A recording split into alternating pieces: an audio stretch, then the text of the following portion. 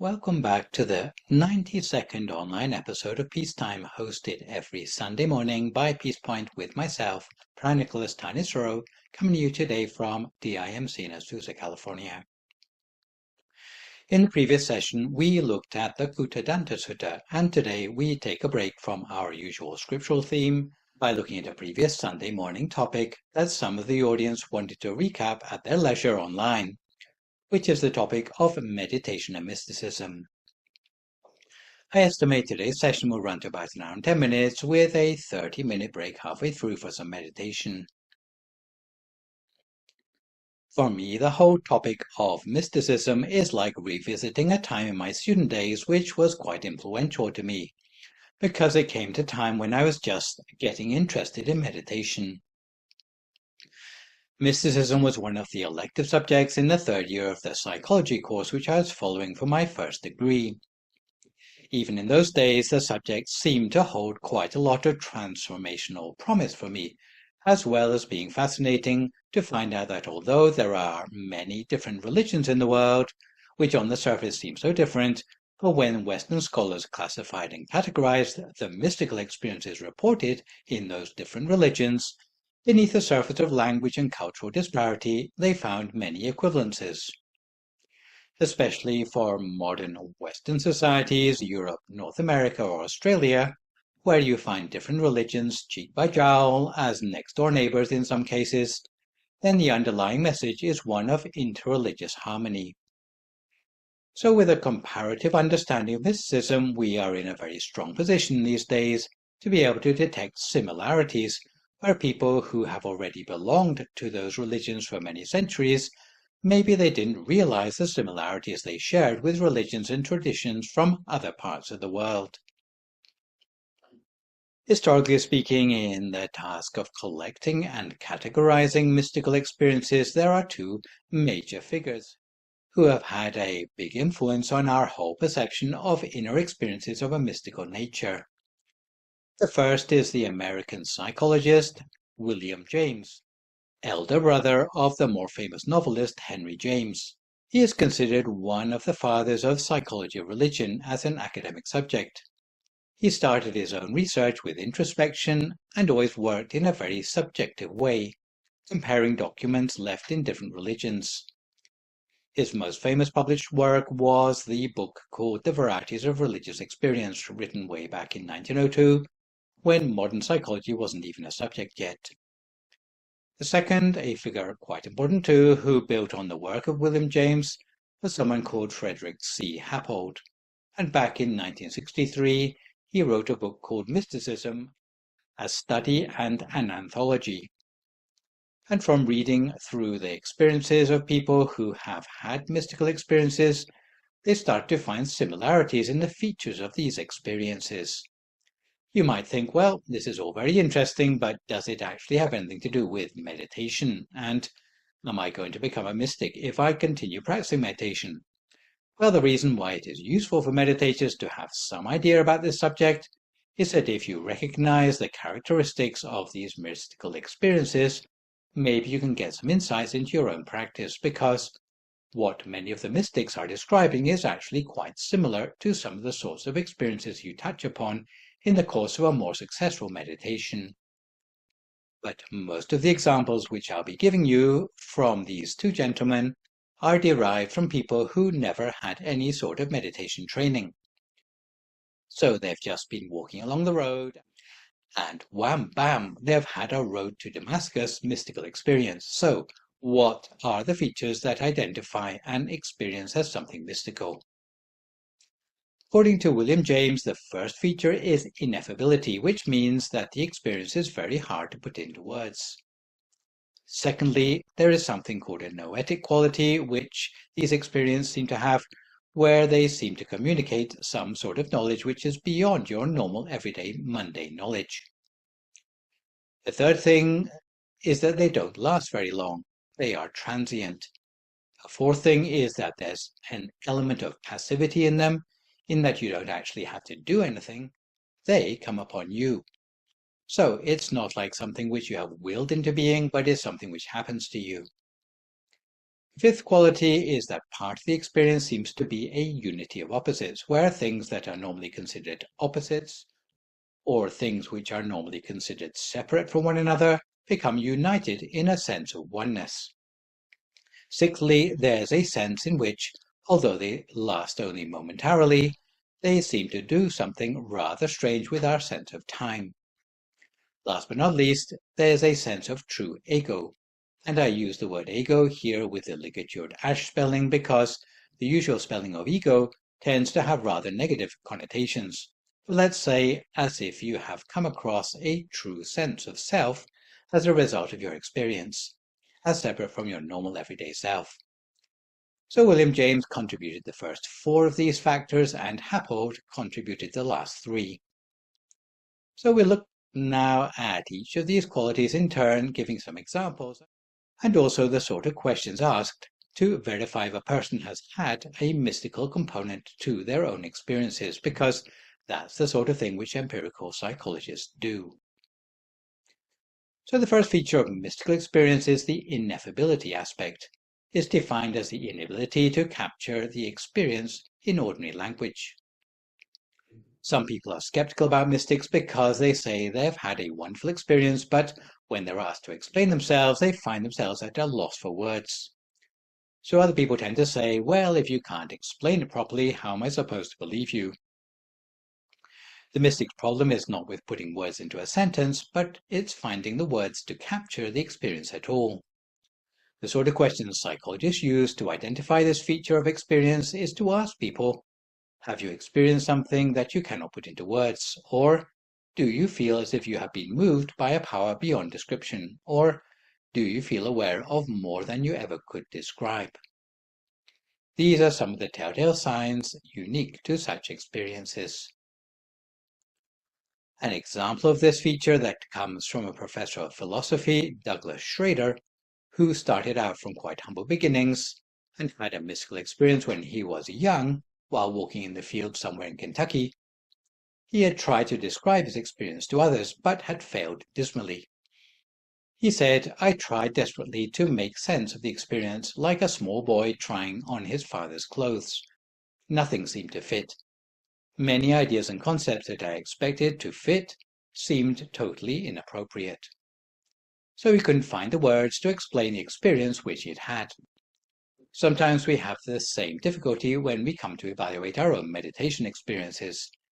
In the Dhammakaya meditation lineage, we have it a little easier than in some, because at least we're usually working with visual cues. You can imagine that if you're just working with feelings, how much harder it is to describe the difference between the feelings yesterday and the one you had today. At least if it's a picture experienced in your meditation, you have a bit more of a chance to describe it. Other people might be at a complete loss or just attempt to draw it, maybe the William Turners of the world. The second feature of mystical experience is noetic knowledge, because it has been noted that mystical experiences are unique in revealing an otherwise hidden or inaccessible knowledge. And again, this aspect of knowledge is something which is familiar to us from the study of meditation as well. If you were to try to find out whether people have had experiences with this noetic aspect, the sort of questions you would ask them is, have you sensed God or a greater being in the beauty of nature, presumably for the Walt Whitmans of the world? Knowing you were surrounded by a presence of some sort, or hearing God or an inner voice speak to you. So knowledge which is normally inaccessible becoming accessible to you by virtue of your mystical experience. An example of noetic knowledge which comes from William James himself is the statement that they are states of insight into depths of truth unplumbed by the discursive intellect. They are illuminations full of significance and importance, all inarticulate though they may remain, and as a rule they carry with them a curious sense of authority for after time. So it may be a weird experience for you, but the strange thing is that you are entirely convinced by them. And although it may be a full year since you had such an experience, the details remain fresh in your memory, even though you might have completely forgotten everything else that happened that year. It's very strange that they have a sense of authority and clarity which doesn't seem to wear off with time. In meditation, we tend to accept that there are different levels of knowledge, some of which can be accessed by normal rational thinking, some of which are beyond the reach of conceptual thought.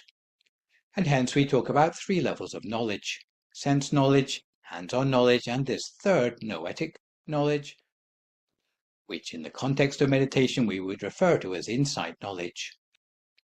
Sense knowledge, or as it's called in Buddhism, Sutta Maya Panya, is probably most familiar to you as the sort of things perceived through your external senses, things you can see, hear, taste, smell, or touch. For example, you might learn in a textbook that fire is hot, and you might even be impressed by that detail. But it's simply academic knowledge. You could memorize it, maybe get a few points on an exam by remembering it, and you can pass on such knowledge to other people, but it may not be particularly convincing because, in effect, it's nothing more than parrot learning. The second sort of knowledge, which is a little bit more reliable but still dependent on external senses, is hands-on knowledge, known in Buddhism as Cinta Maya Panya, the knowledge coming from reflection. Maybe the experience of putting a hand into the fire, something you remember much more clearly than having learned about it in a textbook somewhere. No one needs to convince you now of how hot is hot. And the interesting thing about this sort of knowledge is that it is transferable to other situations. Hence, if you are a new graduate from college looking for work, they always ask for experience because it means that you can actually put into practice what you've learned in theory. In the old days, they only taught the first level in schools. These days, they're making their graduates more employable by having them take a sandwich course with placements so that students can actually put into practice what they've learned before they go out looking for employment. Even so, in school, they can't expect to teach you anything more than these two levels of knowledge, which is an improvement, but it still doesn't give you this noetic experience. Noetic quality, or as it's known in Buddhism, Pavana Maya Panya, is limited to direct perception by the mind. And by working with the mind to make it more radiant or still, then you open it up to allow it to access these sorts of qualities of knowledge much more easily. So, deep understanding for meditation would fall into this category, and the interesting thing about this sort of knowledge is that it is transformative knowledge. You feel somehow changed by knowing something new. So it's not like saying, oh yeah, now I know anger is really bad. Yeah, I'm not going to be angry anymore. But touching upon that knowledge in meditation evaporates the anger from your repertoire in a way that it will never return again. It's unique in this sense, so it helps you overcome your personal faults and weaknesses at their root. So it's not simply a glimpse of something in theory, but it actually improves your character as a result of having accrued that knowledge. Quite powerful, and hence the stuff of mysticism. Third feature of mystical experience is transiency. So it comes and it goes. Mystical experiences may last only for a relatively short time. If you want to ask someone if they have had this aspect in their experience, you would ask them if they've had brief glimpses into the heart of things, or if they've had transient visions of the transcendental, or if they've had passing moments of divine revelation or deep insight. This is one of the temporal features of a mystical experience. To give an example, and this one is sourced from William James's book, it's actually from the experience of someone hiking in the Swiss Alps with a group of their friends. And obviously, as they were walking in nature, when one of the boys had a mystical experience as he was on the trail, so he was basically struck down by the magnitude and suddenness of the experience. So I quote, "I was in perfect health, so nothing was wrong with him. We were on our 6th day of tramping and in good health. I felt neither hunger nor thirst, and my state of mind was equally healthy. All at once I experienced a feeling of being raised above myself. The throb of emotion was so violent that I could barely tell the other boys to pass on and not wait for me. And then I sat down on a stone, unable to stand any longer, and my eyes overflowed with tears. The state of ecstasy may have lasted for 4 or 5 minutes, although it seemed at the time to last much longer. My comrades waited for me 10 minutes at the cross of Barin, but I took about 25 or 30 minutes to join them. So what seemed like 4 or 5 minutes was in fact half an hour. It was something like what is known as a peak experience, if you're familiar with the writings of Abraham Maslow, a state of elevated consciousness or euphoria which suddenly passes. So turning now to the fourth feature of a mystical experience, we come to the passivity factor. It's often said that mystical experiences happen to someone and they're beyond the range of human volition and control. If you were to ask someone about these aspects of a mystical experience, you might ask them if they feel overwhelmed by a sense of wonder, if they have been in a state of mystery outside their body, or if they have been grasped by a power beyond their control. And again, we hear about the experience in quite a mundane situation, like someone waiting at the side of a cricket pitch for their turn to bat. The thing happened one summer afternoon on the school cricket field while I was sitting on the grass waiting for my turn to bat. I was thinking about nothing in particular, merely enjoying the pleasures of midsummer idleness. Suddenly, and without warning, something invisible seemed to be drawn across the sky, transforming the world about me into a kind of tent of concentrated and enhanced significance. What had been merely an outside became an inside. The objective was somehow transformed into a completely subjective fact, which was experienced as mine, but on a level where the word had no meaning, for I was no longer the familiar ego. So the experience was something which comes upon the experiencer rather than something they've willed into existence. You might think, well, what's the point of doing meditation then if it's going to happen by itself? But as you can see in all these experiences, they always happen to a person when they're in a peaceful state of mind. So it's like you have to set the bait a bit by being in a happy and undisturbed state of mind first of all, for these sort of things to come to you. So it's passive, but it only occurs when the conditions in the mind are relaxed and amenable. So we move on to the fifth quality of mystical experiences, which you can refer to as oneness or unity of opposites. This quality is often talked about in the mystical scriptures of various traditions, generally referring to the combination of things which are normally impossible to find together. For example, fire and water in the same place, or where the subject-object distinction has evaporated, meaning the observer has become one with what they perceive. In other places, we find references to non-duality, as it's sometimes called in Buddhism. So if you wanted to ask people if they've had this aspect of mystical experience, you'd ask them about whether they feel at one with the universe. So the normal separation between me here and rest of the universe there has somehow disappeared. Sensing unity in all things, like not feeling a separation between yourself and the next person, and feeling at one with all living beings, a sense of compassion perhaps, where their suffering is your suffering and their happiness is your happiness. Normally we don't feel like that. We feel their suffering is their concern, but for their happiness, you want a piece of that for yourself. So an example of the oneness feature, which comes from Douglas W. Schrader again, is I surrendered to a warm, loving presence, which so totally engulfed me that the me in it was no longer separate from the experience. Often in meditation, it's the same sort of thing. We start out as me here, observing the object there, but later as the meditation becomes more subtle, you feel that you're actually not only with the object, but you actually are the object, as if there's no separation. You are one and the same as the object. You become indistinguishable from it, and the oneness feels inextricable.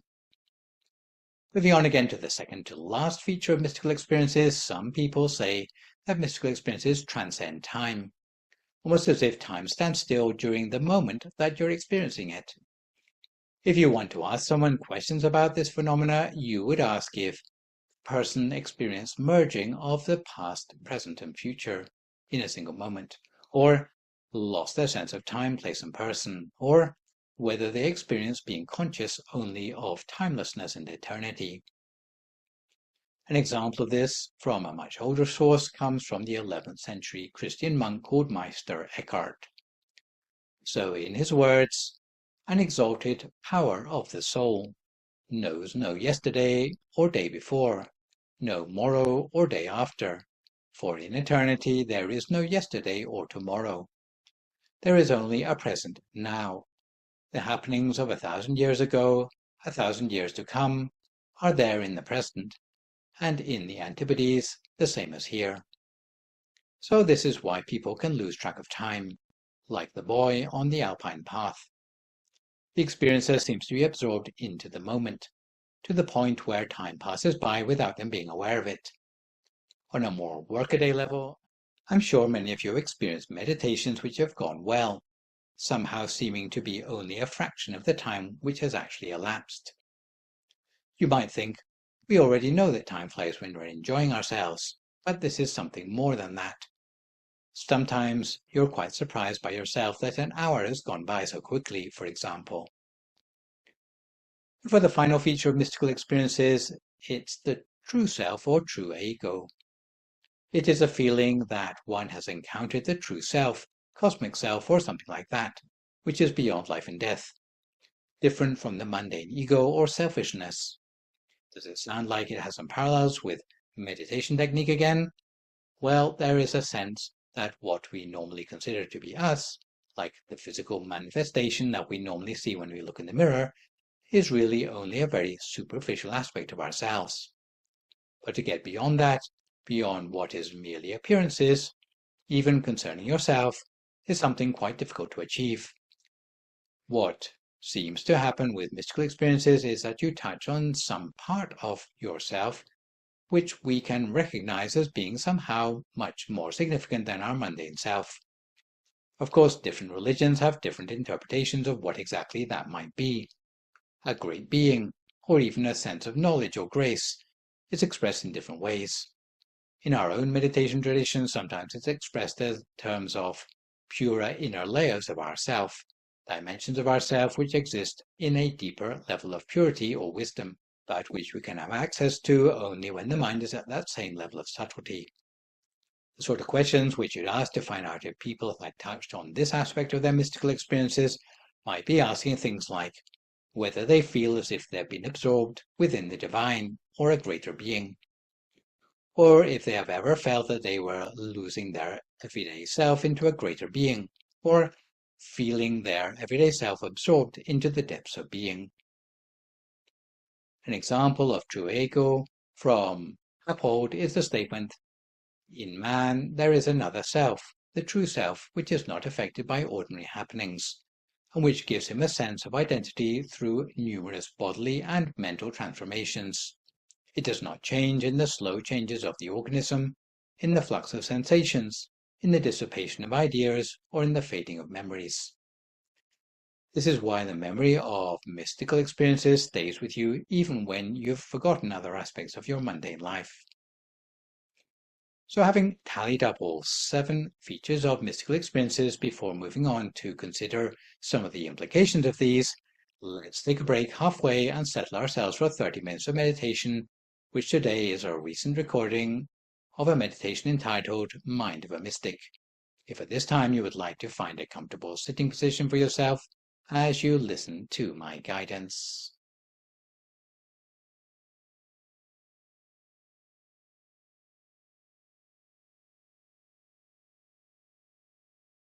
So I'd like to invite you to surrender to the process of just letting go into the here and now, in order to work on relaxing and focusing the mind.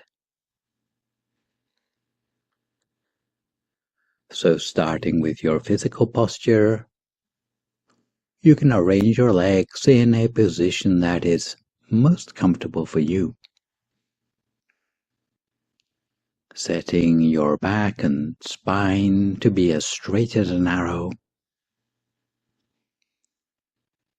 Place your hands in a position of meditative equipoise, with the left hand on the bottom, right hand on top, and the index finger of your right hand touching against the thumb of your left hand. Take this time to settle in and relax, to make sure you're comfortable and that you won't be disturbed or need to disturb anyone else during your quiet time. So get yourself comfortable and make sure you can settle down to focus on relaxing and letting go. So allow yourself to take this time to turn it inwardly and explore your potential for deep relaxation. Relaxation is the entryway to renewal and insight, and the foundation of meditative awareness. So let's start by taking a deep breath in and relaxing with the outgoing breath. Let your exhalation be long and slow, with each inhalation drawing your awareness closer to the present moment. And notice the growing sense of relaxation that is coming over you with each breath. And allow your body to breathe naturally, with no effort to control or change the breath. Let yourself simply be the observer. Notice your capacity to allow this moment to be just as it is, without adding anything to it and without taking anything away. And at this point we might make a scan down through each and every part of our body, releasing, relaxing, and letting go. Beginning with relaxing and letting go of any tension in the crown of our head, the forehead and temples, the muscles around the eyes, the muscles of the face, and the cheeks, relaxing the muscles of your face, letting your face be like that of a marble statue, relaxing the jaw, the lips, and the tongue, feeling the flow of relaxation in the absence of struggle, in the radiance of effortlessness, as embodied in the poise of your posture of your body. Relaxing the throat so that it becomes soft and open. You might like to let your head shift gently to the right and to the left, and feel how this relaxes the muscles of the neck. Continuing by relaxing the back of the head, the base of the skull, the back of the neck, both shoulders, the shoulder blades, down through the arms, relaxing the elbows, the wrists, the palms of your hands, your fingers and thumbs,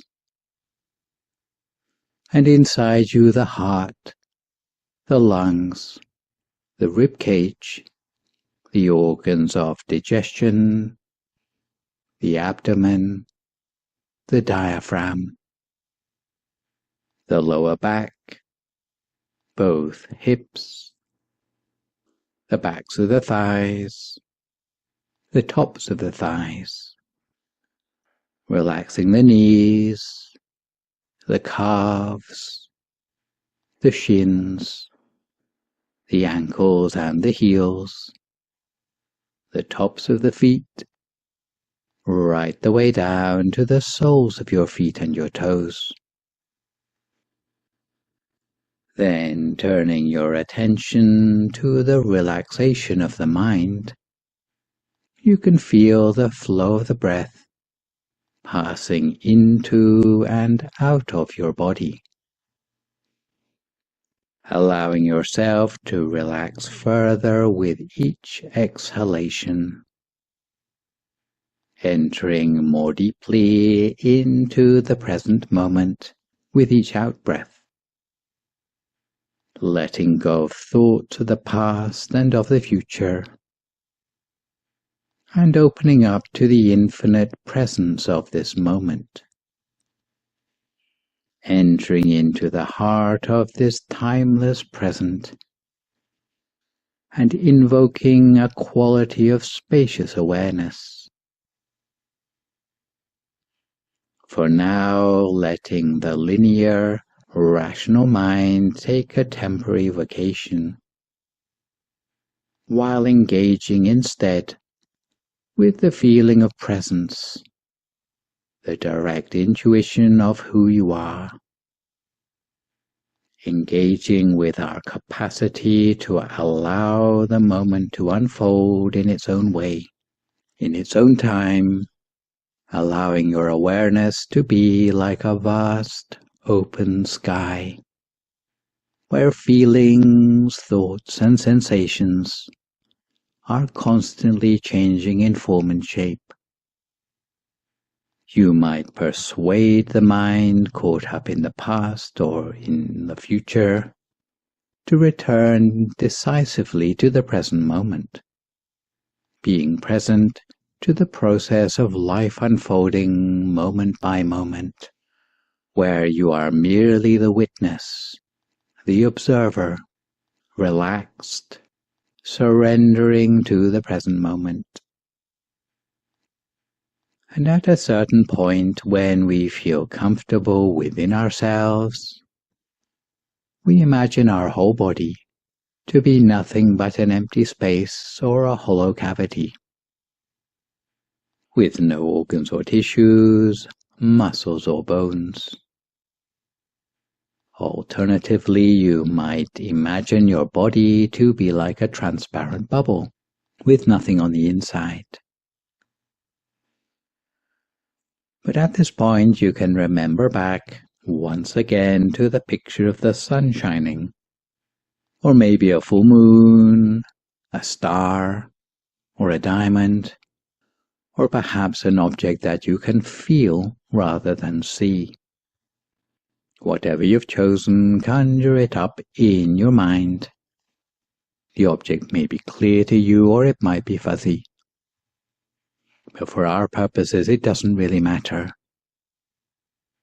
We allow that object to float slowly downwards within the space of our body until it comes to rest somewhere around about the area of our diaphragm, at the deepest point of the breath. If our awareness wanders anywhere else, then we're going to bring it back to this point.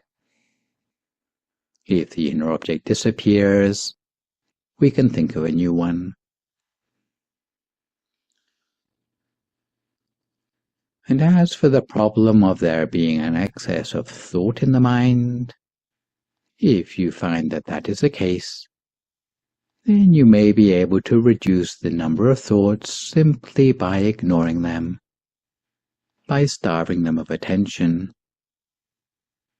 But if the number of thoughts in the mind is really too many simply to ignore, it may be necessary to return to our good friend the mantra, hearing the sound of the words Samma Arahang coming up from the center of our body, or from the center of that inner object, almost like a silent music with the words Samma Arahang, Samma Arahang,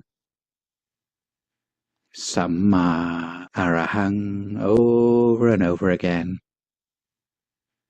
lightly, gently and continuously, helping to keep our mind on track at the center, but also reducing the number of thoughts in the mind down to a manageable level, until we reach a point where the mind seems to have settled into silence, We maintain our mind with the utmost of gentleness, never rushing the process, never trying to force our hand, until eventually we'll reach a point where only silence reigns in the mind. So in this way we continue to maintain our attention on track at the center of the body, as we familiarize ourselves with adjusting the minimal lightness of touch needed to bring us to the sweet spot of our meditation, for a few more moments now in silence until we come to the appropriate time.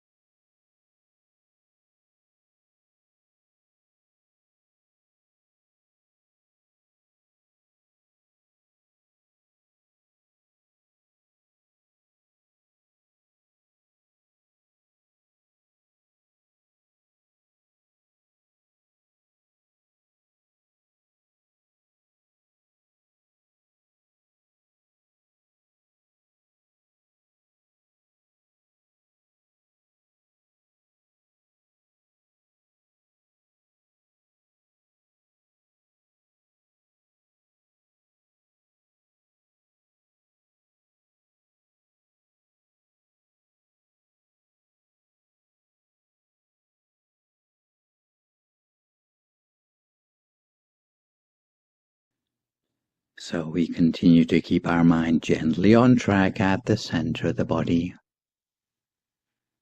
If the attention wanders, we bring it back to the center. If the object disappears, we can conjure up a new one.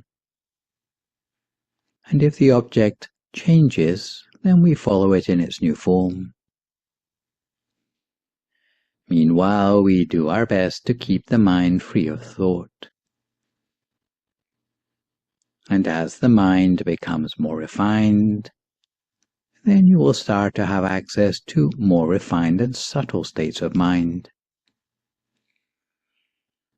Because the mind can only have access to states that are as subtle as the mind itself. In this respect, there are 7 ways in which our meditation resembles features of mystical experience. Firstly, meditation experience is often difficult to describe or to put into words. Meditation experience also has something called a noetic quality, where it seems to communicate some sort of knowledge which is beyond everyday waking life. Often meditation experiences are transient, and there's an element of passivity in them, in that they arise and disappear, seemingly independent of any effort which we might make to manufacture them. So they are something that seem to just happen to us. In meditation experience, we sometimes come across the combination of things we'd normally consider opposites, such as large mental objects being concealed inside smaller ones, or where there's a dissolving of the barriers that normally separate one thing from another, like the separation between ourselves and all other living beings.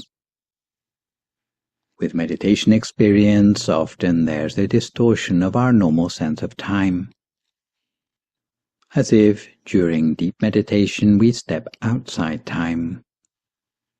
And with meditation experience, there is a sense of touching upon a true sense of ourselves, as distinct from our normal everyday self. Of course, meditation is more about accumulating wisdom than reveling in weird and wonderful experiences. But following a meditation lineage does help give us a framework of meaning for unfamiliar inner experience, where even disconcerting experience helps to pave the way towards the transcendental. So for now, we continue to keep our mind on track, lightly and gently for a few more moments in silence, until we come to time for some loving kindness meditation.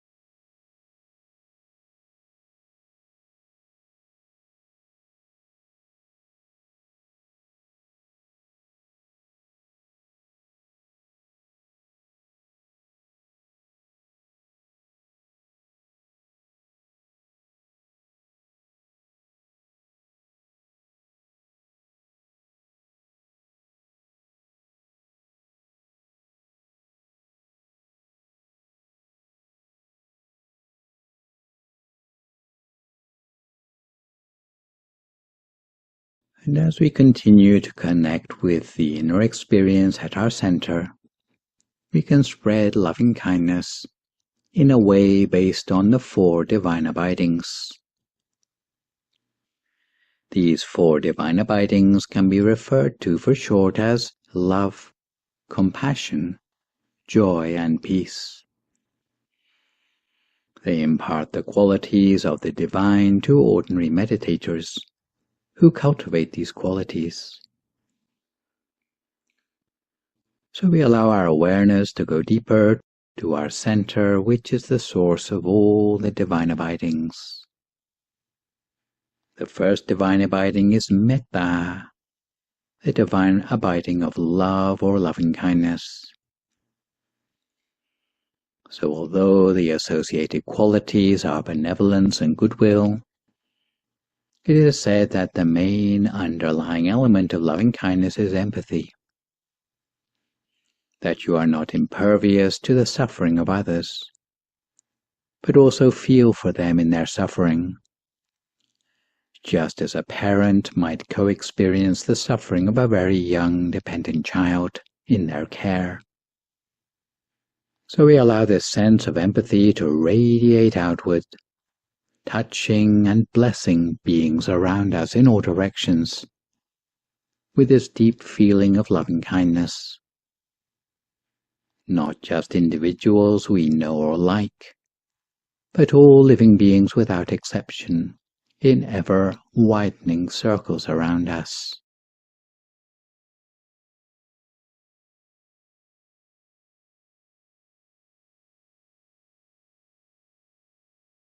The second of the 4 divine abidings, karuna, is compassion. So not only do you feel the suffering of others, but also the urgency to relieve others of their suffering and restore them to happiness. Just as no sacrifice might be too great for a parent to alleviate the suffering of a child in their care.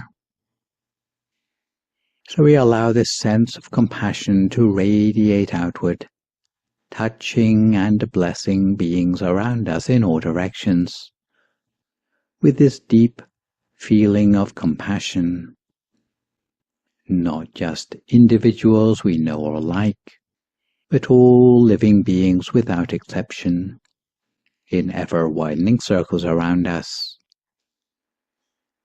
We radiate compassion simultaneously in all 6 directions, like an ever-expanding sphere of light, deeply connecting with this feeling of caring for others and wishing them freedom from all causes of suffering. Radiating this feeling of universal compassion in every direction, expanding from the center and blessing beings in all 6 directions.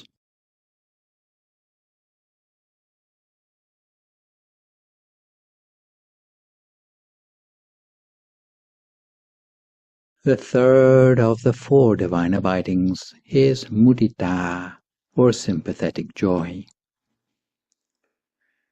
So although the associated qualities are congratulation and magnanimity, it is said that the main underlying element of sympathetic joy is being glad for the successes experienced by others. That you are not jealous or envious, but are glad for successes that are not your own.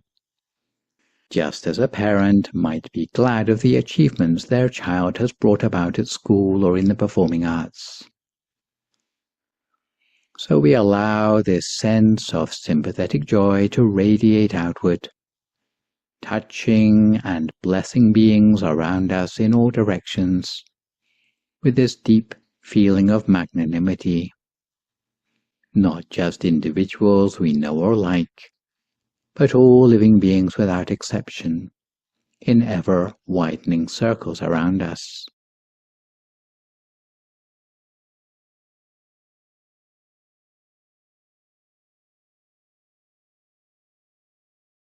The last of the 4 divine abidings is upekkha, or equanimity.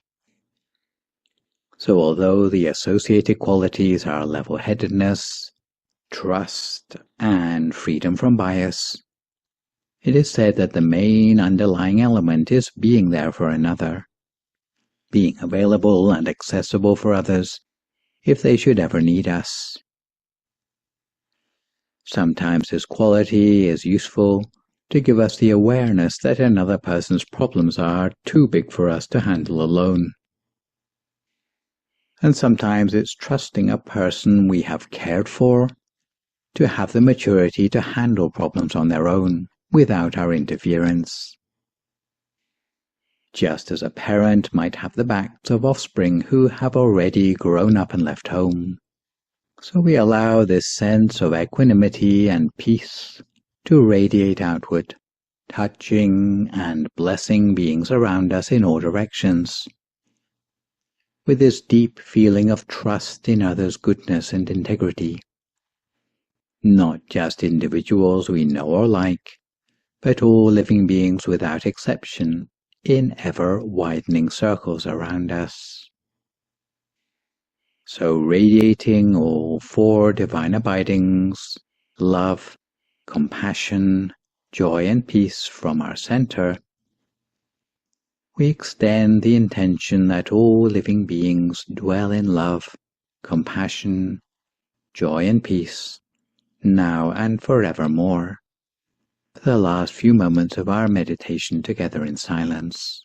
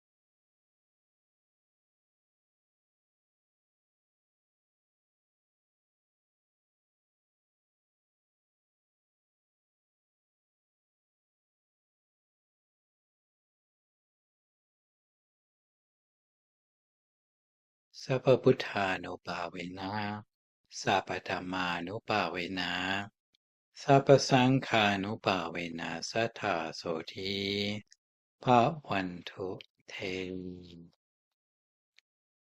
So if you'd like to come to the end of your meditation for today, you can gradually open your eyes again. If you feel at all uncomfortable, then slowly try changing back to a more comfortable position before gently finishing your practice. So to gently pick up where we left off in our consideration today of the features of mystical experience, we turn now to look at some of the implications of this type of mystical experiences. Some people wonder if the practice of meditation somehow leads in the same sort of direction as mystical experiences. And this question comes mostly from people who are worried that they're going to be struck down by visions when they are off on their travels somewhere or on their way to work. They might be worried that if they meditated more, it might attract weird mystical experiences. But concerning the possible link between mystical experiences and meditation, most of the weirdest experiences in the Happold and James books were reported by those with no experience of meditation. They tended to be people who have stumbled upon these experiences by mistake, and who have written them down, of course. Not too many of them had been intentionally cultivating a spiritual path, or even following a spiritual tradition. And in that sense, it's almost as if they were like amateurs, because they were taken by surprise by these sorts of experiences.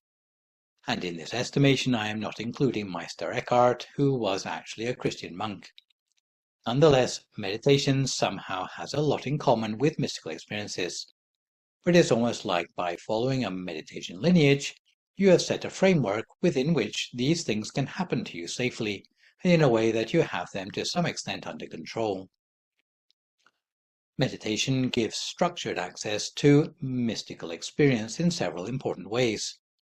Firstly, it does help you to look beyond your superficial self, beyond the self which you see in the mirror, even if it's simply being aware of your personality or your character strengths and weaknesses, or on a more profound level, looking inward to your astral bodies or the yet more subtle bodies that lie within. Secondly, it helps you to go beyond your thoughts. Even that especially noetic knowledge is obviously out of the range of normal mundane thinking. So to go beyond that sort of thinking to something where you can touch on the noetic qualities, this is certainly where meditation helps to quieten down the mind and to make a space within which mystical experience can arise more meaningfully. Thirdly, if you are subject to illusions about the world, such as the world consisting of nothing more than material things, then meditation can sometimes loosen the hold these sort of illusions have over you, since most people do seem to sleepwalk through life even if they're not delusional. The majority are subject to quite a lot of illusions. Many of us have our roots in one or another of religious traditions, but sometimes they are nothing more than rites and rituals to us. On a personal level, we might overlook the deeper values in those religions. But given that all the faith traditions have a mystical aspect to them somewhere, whether it be the Sufi mysticism of Islam, or the ascetic traditions of Hinduism, or the mystical saints of Catholicism, or Tibetans who go off into caves and meditate in Buddhism, it helps perhaps to introduce that deeper aspect of religion to you in a more personal way, to help you to see connections between your own baby steps on the path of meditation and the amazing experiences of religious founders that are recorded in the scriptures or in the journals of people who have later been recognized as mystics. And even though mystical experience does come by itself, meditation does a lot to help set the conditions by which they can arise, instead of relying on chance. In fact, meditation is quite a good time saver for people who don't want to rely on random access to deeper experiences. Most assume mystical experiences would be a distinct rarity in the present day, especially in Western society. But from my own research in the UK, where I gave temple-going teenagers the opportunity to talk about their religious or spiritual experiences, it turned out that more than half had experienced something that counted as some sort of mystical experience. Mostly they were Buddhist teenagers participating in my research, but others were just kids the same age hanging around temples with no particular religious affiliation. Nonetheless, these teenagers were able to describe quite a lot of surprising experiences which they'd had at a young age. But it is definitely an advantage to have a structured tradition and discipline to guide your meditation to allow you to harness transcendental experience rather than letting it overwhelm you and turning you into some sort of recluse. I think meditation somehow tames the mystical experiences in a way that allows them to give meaning to your life rather than taking over your life. Some people wonder whether having a mystical experience can be considered the goal of meditation. Actually, the goal for meditation is not collecting weird and wonderful experiences, but rather to attain wisdom, and nowhere is this clearer than where people have mystical experiences outside the context of religious tradition, as if it were just an aspect of human psychology. But what meditation seems to do, and what the advantage of meditation seems to be, is that it helps people to somehow incorporate these experiences into something which is helpful to them as a character building process, rather than simply being something weird or possibly disturbing that happened to you in your life. Having funny experiences has never been the object of meditation, but the wisdom that comes from such experiences is something which practiced meditators find valuable. The question becomes how to derive wisdom from these mystical experiences, and often you have an advantage if you already are part of an established spiritual tradition. Another important concern people have about mystical experiences is their superficial resemblance to psychotic episodes or mental illness.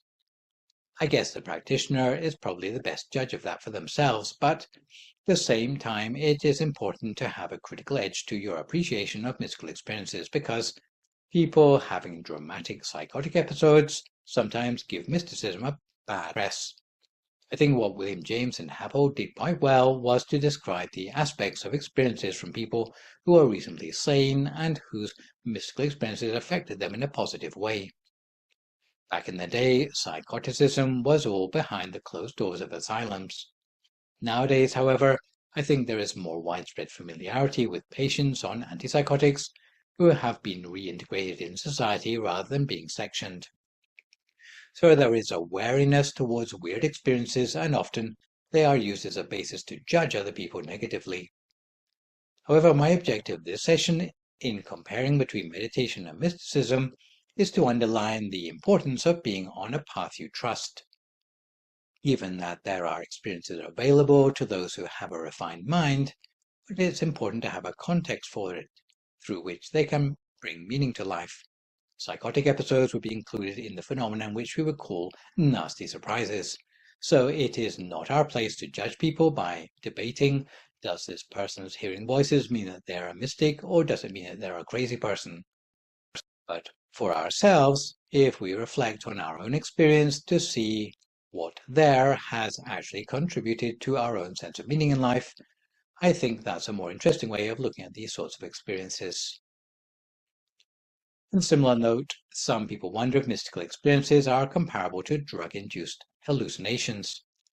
When I was in college in the 1980s, completing my first degree, one of my teachers, John H. Clarke, had written a book called A Map of Mental States, where he described the relationship between mystical states of mind and those of drug-induced states, as well as the experiences of normal psychology, expressing the overlaps as a sort of Venn diagram whereby mystical experiences, abnormal psychology, and drug states are estimated to have large areas of overlap. The other aspect of John Clarke's model is that he recognized that mystical experiences can come in both pleasant and dark variations. In this connection, there are plenty of examples of bad drug trips that are like mystical experiences gone wrong, and also people who mix up things by seeking out mystical experiences on steroids, by buying an air ticket to Peru and taking ayahuasca. Some of the mind-bending effects can be quite terrifying, but since the experiencer is not in control of them, this is the most terrifying part. It ends up being like lighting fireworks in the brain rather than bringing meaning to life. This raises the important point that not all mystical experiences are pleasant ones, but at least where they are scary, they are meaningful to the experiencer and are on the way to somewhere more transcendental. St. John of the Cross gave an account which he wrote called The Dark Night of the Soul, which was fairly horrific, and so John H. Clarke mapped out two paths, pleasant and dark, which may lead eventually to some sort of enlightenment experience. One is the way through brightness, and the other is the way through the dark. I think most mainstream religious traditions encourage people to stay on the pathway that leads them through the light. But there may be some people who are more extraordinary, who can go on the dark side and come out unscathed. But in the meantime, you can imagine quite a lot of terrifying experiences which might waylay them before they ever get to enlightenment. So my best advice for budding practitioners is to avail yourself of a clear understanding of a spiritual pathway to keep yourself on the bright side. Because with a spiritual path, you need to be able to trust where you're putting your feet as you move ahead on the dark spiritual staircase in front of you. Often only when you take a step forward will the next rung of the ladder appear in front of you. And if you are really sort of lost without some sort of guideline and clear understanding of the practice that you're doing, then the results can be unpredictable. This is why it's good to practice within the framework of a tradition. Having a time-worn lineage helps to put people's minds at ease. The Dhammakaya tradition, with its meditation on light and stuff, it tends to encourage people to stay on the bright side anyway. It's very hard to do it wrongly. But there are forms of meditation which do have their blind spots, and where they recommend that you do the practice only with your teacher present, a bit like mesmerism. So if you are a discerning meditator, then do look out for things which leave room for misinterpretation, because really you want to be sure about what you're doing and have that confidence in it. I would say that this would be essential to a wholesome spiritual journey. As for the hair-raising spiritual trips, Perhaps you can leave those for the saints to deal with. But if you have such experiences within the context of a tradition, then at least you can see the connections with what the experience means. And I think it's very important that people have something that they can compare their experiences to, and to have a sense of where they are on a spiritual pathway, to have a spiritual map, as it were, to give some direction to their experiences. Otherwise, they can really become untethered.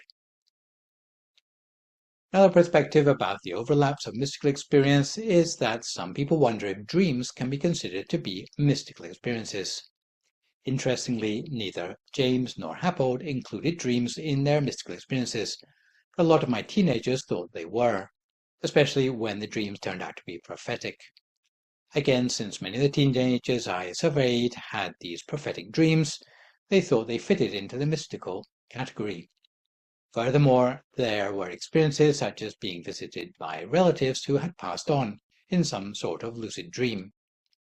And I'd say that they were changed by these dreams, so they woke up a different person from what they were when they went to sleep, even if it's simply from acknowledging that there's more to life than meets the eye, so their worldview was changed as a result.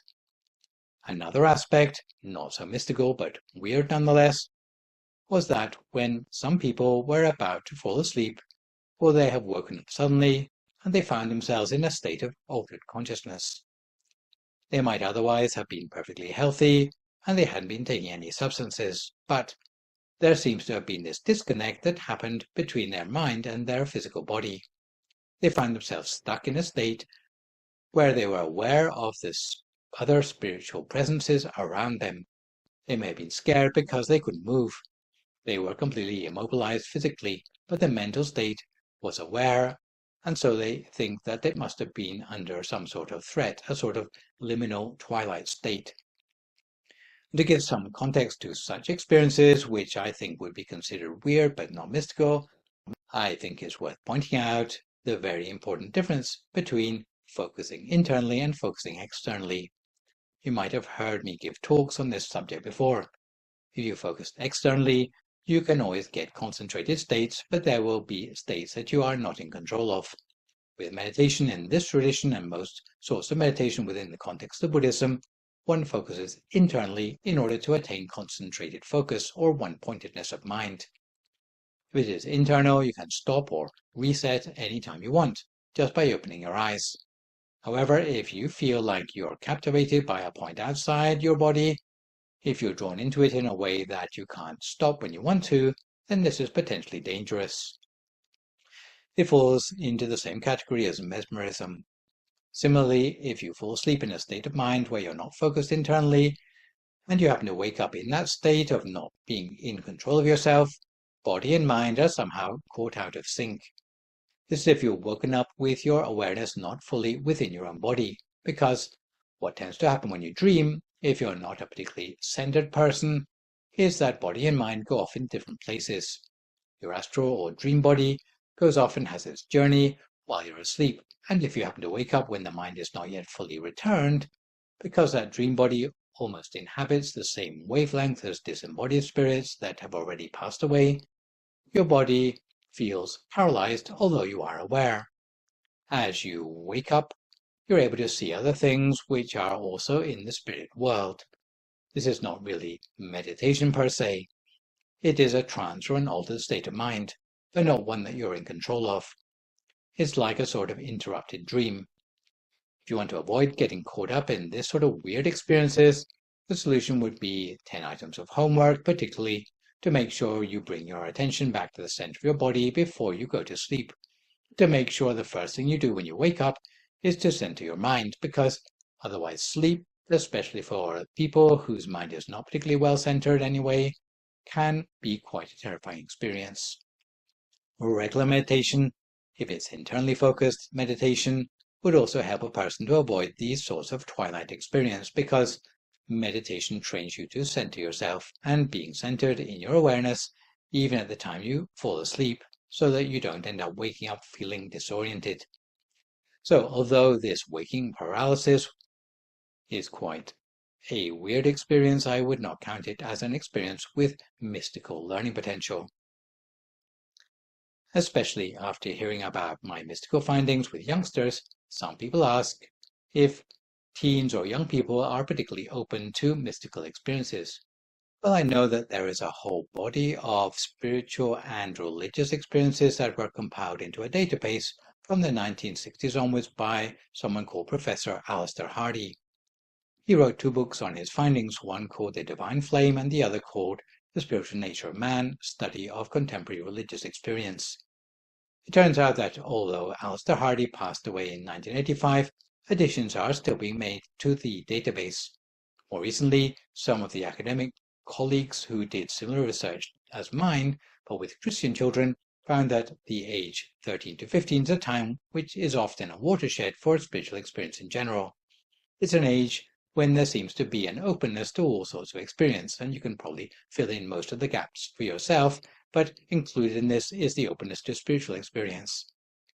If young people have a positive experience of the transcendental during those formative years, often it stays with them for the rest of their life and affects them in a positive way.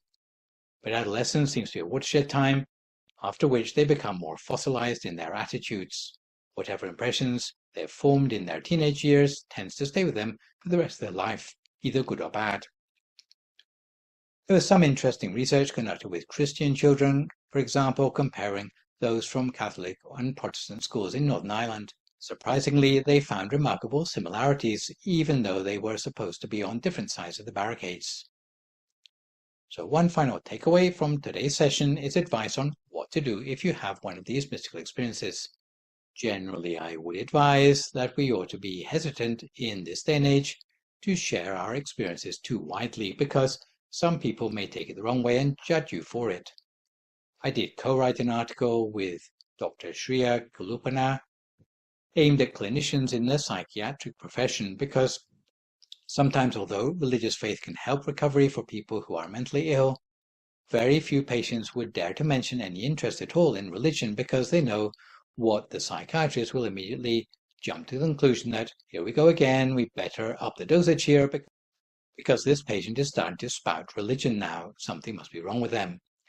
Actually, it could have been their refuge if the psychiatrist knows the appropriate way to leverage it to help them regain their confidence or self-esteem.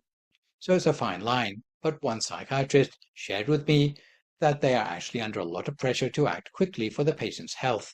And if a person presents with psychotic or schizophrenic symptoms, usually they have to come down very hard and decisively by administering some sort of strong medication. And often that can shake the patient out of their episode.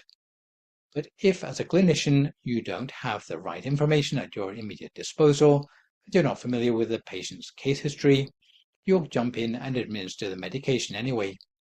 Unfortunately, such medication is so strong that administered without justification, it may mess up that person's life the next 10 years until they wean themselves off the medication again. So having awareness of a patient's case history is very important for health professionals, so they can make a diagnosis accurately. Otherwise, they can make some tragic mistakes. I know people have been on medication for 10 years for the wrong reasons, simply because they happen to mention that they've seen a ghost. But I think the idea of mysticism is to see what you can learn from those experiences for yourself, rather than to go bragging about it to others, which would not generally be considered the sign of a mystic. So today we've been looking at meditation and mysticism. For my next live session online, which will, fingers crossed, be a week on Sunday morning, we'll move on to look at the Kalama Sutta, which is all about not believing things on hearsay. So for good measure, I'd like to remind viewers to keep the questions coming in about meditation or topics that you've learned in the lecture to the email address that you can see spelled out in the slide, and I will do my best to answer these on my next session. In the meantime, try to avoid recklessness or complacency, maintain a positive mood, speak only positive words, forgive others, extend good wishes to others, and meditate daily. Hopefully, as a result of today's session, you will have a clearer idea of the nature, but also the perils and pitfalls of mystical experiences, and how to give these a safer context through meditation. So that's all for today. Thanks for viewing. So long, folks, and stay safe.